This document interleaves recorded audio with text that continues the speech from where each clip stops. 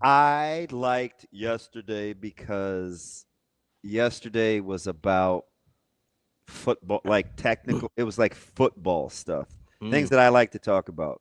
Playing in a 1 versus a 3 or a 2 or a 4 or a 4 down. Like when we start getting into those things, I know that we've moved on from, hey, I just got to get the right guys on the bus, like more Oh culture yeah. to nuts and bolts. How do we get better doing the the football stuff like that?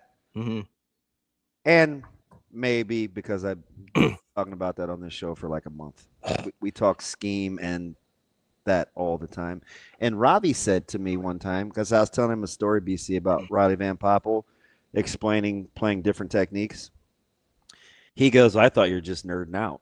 And I go, no, Ravi, I'm telling you why it matters that a guy is educating me on, depending on where he plays on the line, it feels different to him taking on blocks. I thought that was very enlightening. And that was 6 weeks ago at the complex after a game, right? We're just Hmm. shooting the breeze. And I was like, oh, this is interesting. I was thinking about the players like Van Poppel in particular and what they must be feeling the last few days. And it has to be sort of I don't know. It has to be like a shot or sort of a nice reboot for some guys when it's like there's a when there's a new guy with a new system and maybe some new ideas in place, and there's sort of excitement about how they can look at you in maybe a different way than you have been in the last year or two. And that's not for everybody, but that's got to give you sort of a jolt, I think. So I think there's probably a lot of players, especially on that defensive front, who I wouldn't doubt were sort of mentally worn out, sort of from what you're talking about, not just by the season, but there's no way they could have missed all the conversations that went on about them and like what they should be in the scheme and all this stuff, and to sort of just flip the page from that, like you're saying, and now it's like, no, don't. I think we could put you here, and you could really have a lot of success with that. I have to think that that lifts some guys right now. Mm. BC, as you listened to Rule yesterday, was there are a couple things that stood out to me. What was the biggest thing to you about the new hire specifically that you thought was interesting? The most interesting thing was that to me, the part where he said he canceled interviews after talking Mm. with Rob Aurich, and just like, this is a guy basically. And also, I hope people paid attention to the sounding board of like resume check names that Rule had on this defensive coordinator, because one of them is Jason Eck. Yeah.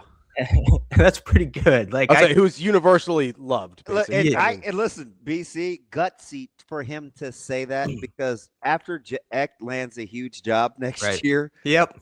At where? I don't know. Where could he end up? he'll be coming back to revisit Orange. So it's like Rule can I get gotcha. ahead of the cost of doing business thing.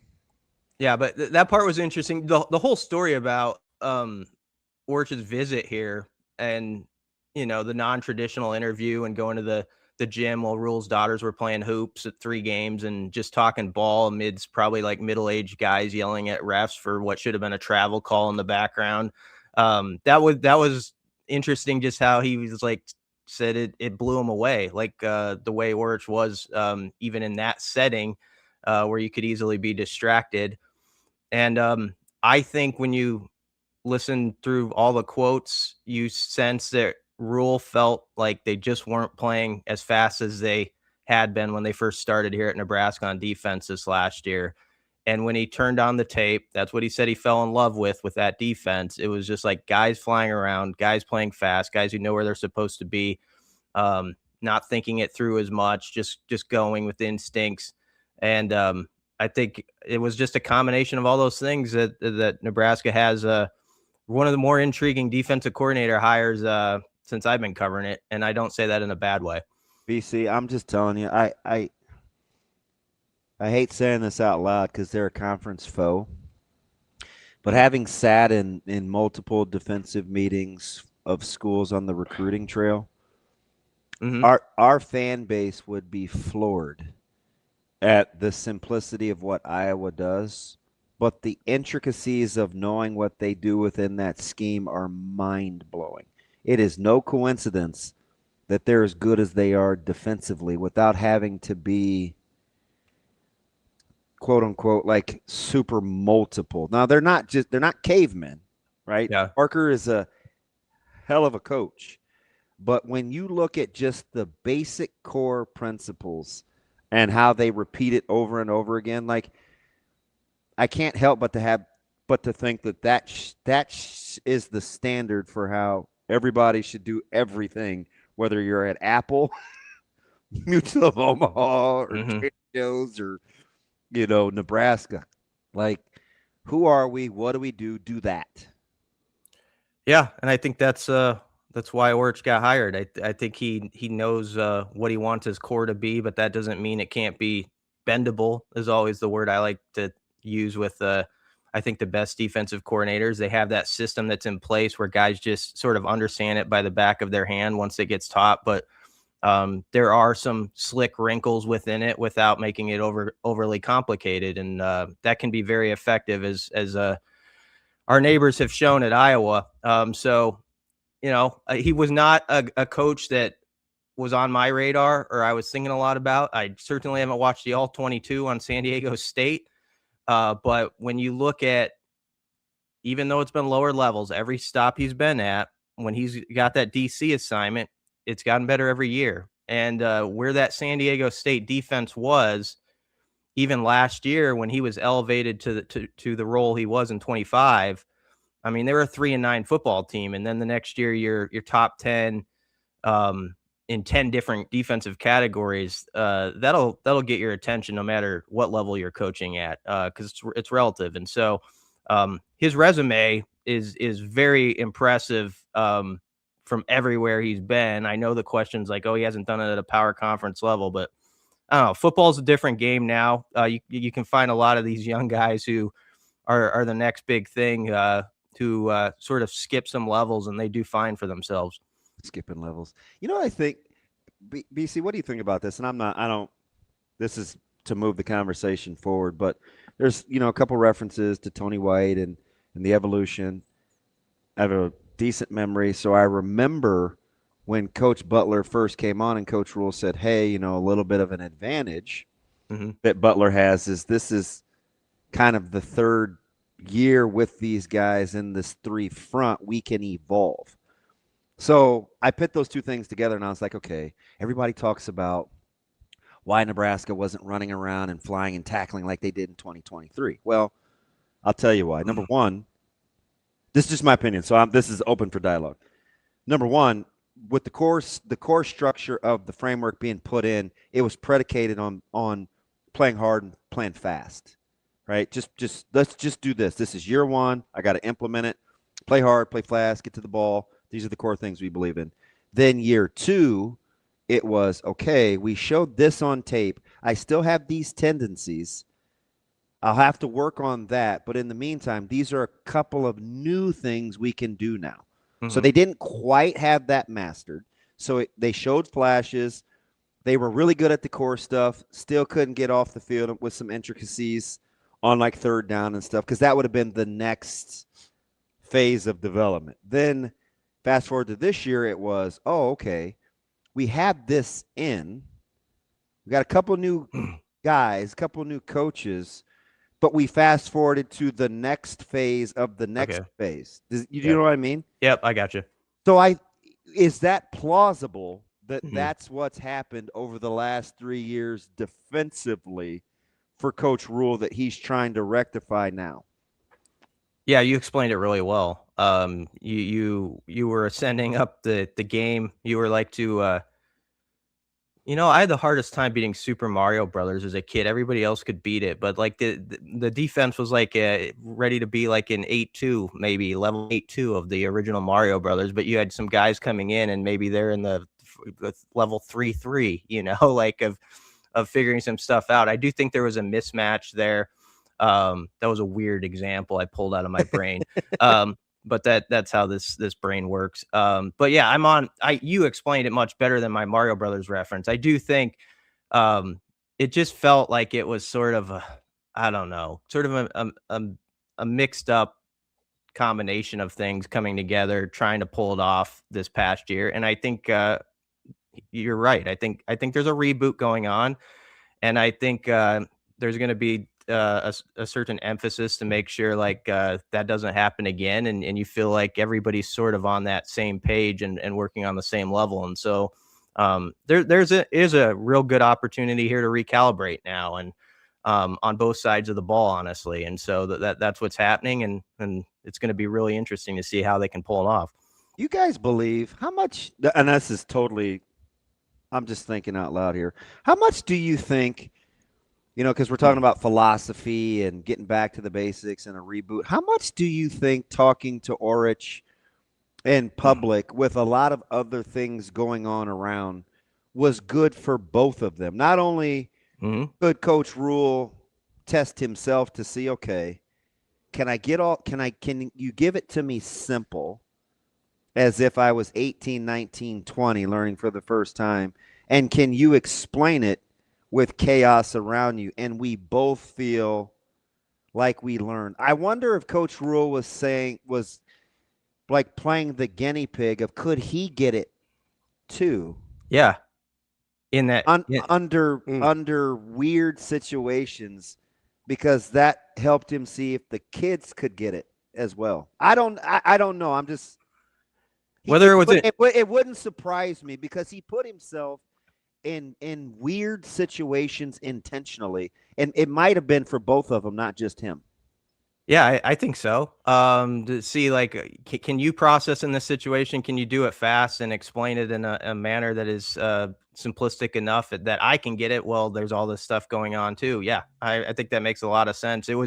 It's sort of a strange place on the surface to do an interview, but probably loosened up Aurich on that part, honestly, when you're in that sort of environment where you have to think like that. And obviously he did really well. I mean, that seriously was what jumped out at me. Like, I know there was all the news Saturday about what was going to happen. Another name was in the air.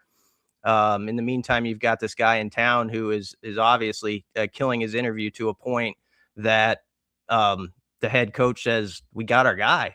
You don't have to go further than this. And that's a great feeling when you actually have more interviews on your slate still after that. And you're like, I don't need him. This is the dude. I have that connection with him, the way he explained it to me, the way we conversed off each other. And so, whatever Aurich did in that interview, that should be the template for how a coach does it, because he obviously knocked it out of the park. BC, if you were in Coach Rhule's shoes and you were making decisions this offseason, which would have been the hardest for you based on what we know happened? Getting rid of John Butler, getting rid of Terry Braden, or getting rid of Donovan Raiola? Probably Donovan Raiola, because he's so well respected within his room. I think his temperament and just the way he does his job sort of fits. You go back to when he was retained, and I'll always remember Rhule saying there's something to be said for a guy amid, you talk about chaos and stuff going on. You can remember that December when a new staff's coming in, and a guy just puts his head down and is like going to work. Like, next day, it's Wednesday. This is what I'm doing on Wednesday, no matter what's going on. And I just think they really respected the fact that players would do anything for Donnie. And there were a lot of guys who stood on the table for him to stay. And so, yeah, he has a lot of history here. And, he did some good stuff. They got better as a line this season. There was that stretch in mid-October where it was rough for the whole offense, and you've piled up 25 sacks in 7 games allowed, and you're like dead last in the country. Everybody's taking their shots at you. It's tough to get up from that and respond as they did in November, and they had some good stuff against Iowa. I thought it was one of their better games up front. So I think for a variety of reasons it was the hardest.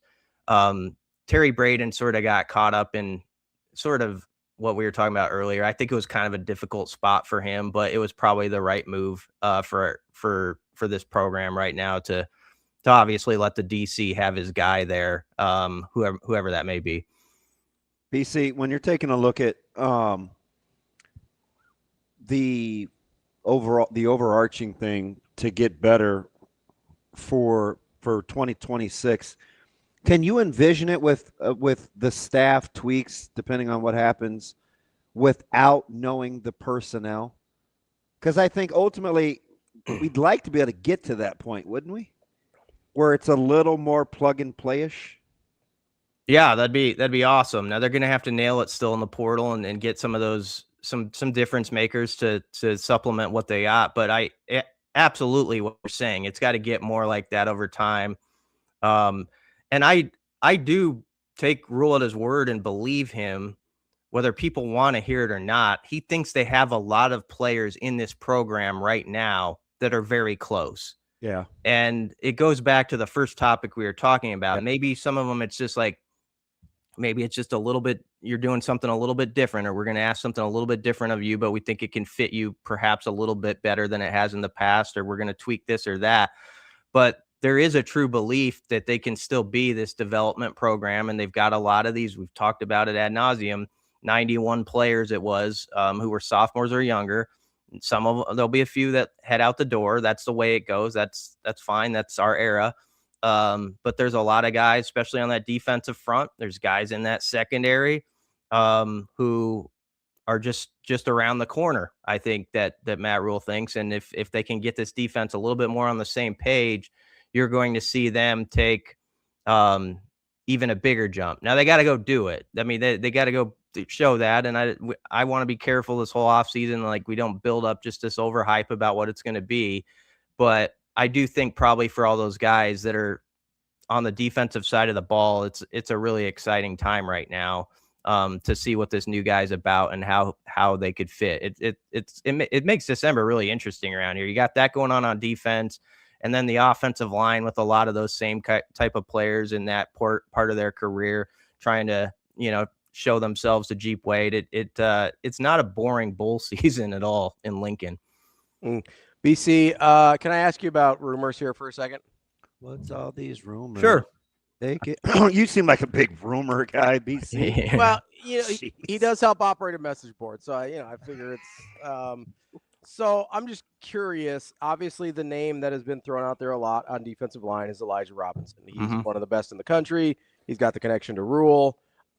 Just in your personal opinion, what percentage chance do you think that actually happens? Ooh, Elijah. Oh man, I hate the percentage question, Ravi. If there's another way you'd prefer to answer, BC, I'm open. He makes to me uncomfortable all the time, man. That's just my general essence. If there's a way you prefer to answer it, no, you feel free. I mean, I think you can't discount Nebraska because Nebraska's got funds to play ball with people. I mean, the strength coach just got a pretty good pay hike in October, and they could make some things work to present a pretty good competitive salary for a guy like that. I don't discount it because of the connection that Rhule has with Elijah, or going back to their Temple days and a little bit of Baylor.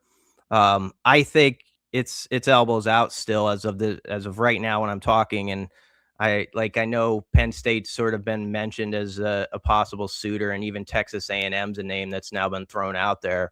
And so when it's like that, sort of like it was with the DC Friday night, Saturday morning, you might think like something is sort of going a certain way, or even if it's going Nebraska's way or the other way, but you just can't you can't be real confident about that stuff because I wish somebody would write a book with coaches at some point, like talking about some of the best 11th hour like coaching negotiations and decisions they've had, because I just think that would be entertaining for a lot of us to read. And this is one of those cases probably where there's all sorts of stuff going on. BC, so much for the quiet offseason, because a couple weeks ago I was like, hey, Nebraska just needs to have a quiet offseason. But after the bowl game, they can temper it down and just go back to work, right? This is just part of what happens in December. Is your glass half full that our Coach Rhule appears to be pretty proactive and hell bent on trying to fix this thing? Yeah. I mean, well, you just hear he created the mess, and it's like, you know what, guys, as lifelong learners, like, you're not going to get everything right, but be self-aware enough to see where you can fix it.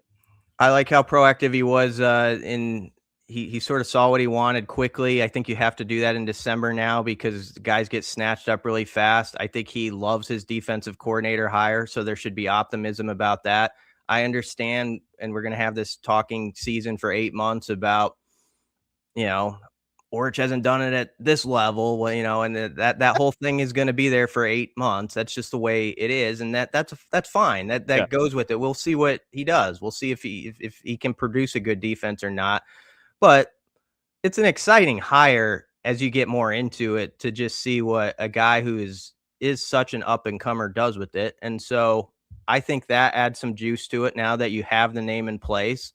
I think whoever the D-line hire is, that's going to add something as well. You're just going to be kind of excited to see how that works, whether it is like the biggest fish, that people can think of for that hire, or it's somebody that's connected closely to Aurich, where he can play off them because they know each other so well. That's useful too. So I think that'll get people sort of a pep in their step a little bit. And then, I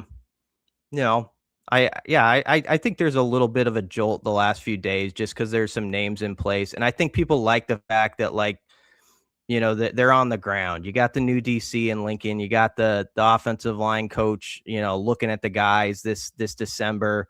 There's always that point when that happens where it sort of is like, okay, I'm going to look at the Kool-Aid and maybe say it's half full today as opposed to half empty. I think there is a little bit of that in the last couple of days.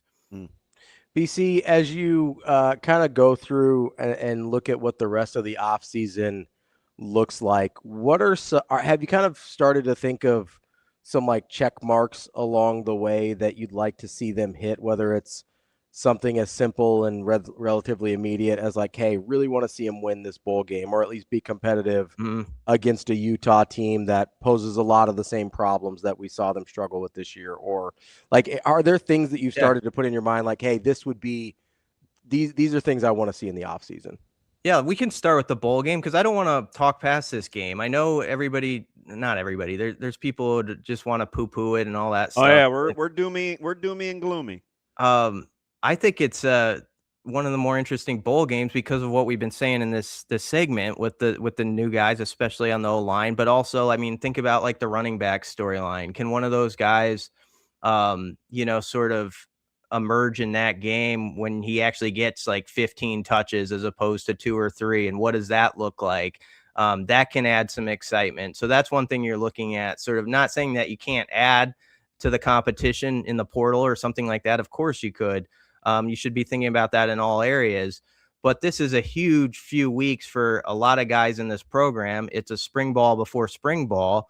For them to put some stuff out there and develop in front of their coaches and then go against a really good team and show how motivated they are. And also the last bite, the one people always remember the most, like it was a really sour taste to end this regular season.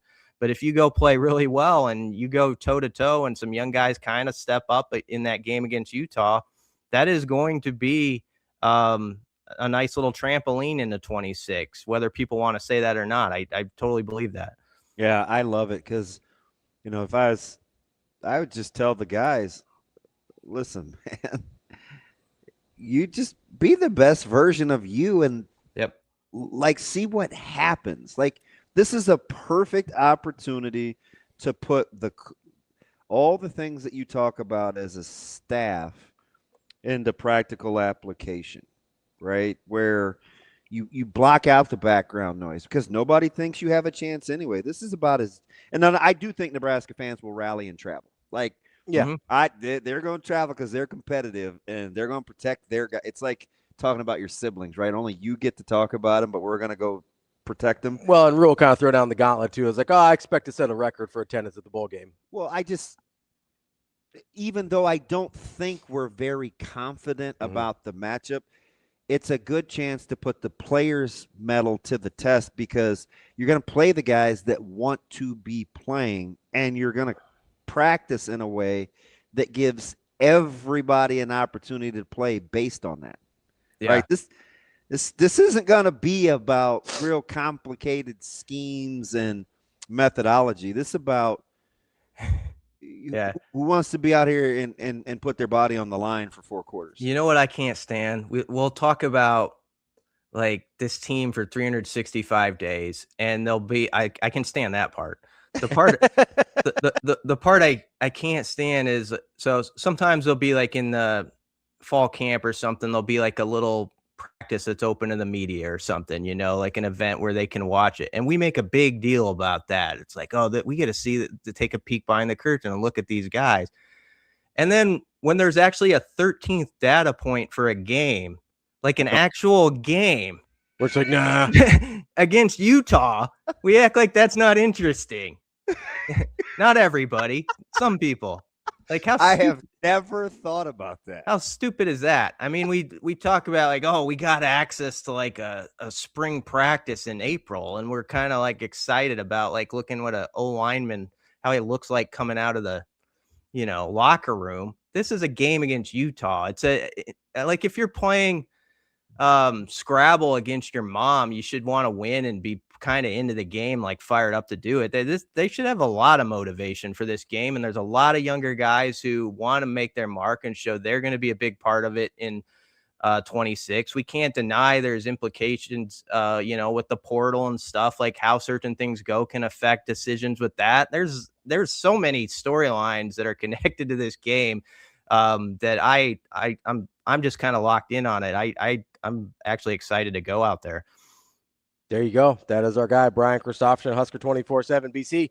Appreciate the time as always, and we'll talk to you soon. Yep. Thanks, guys.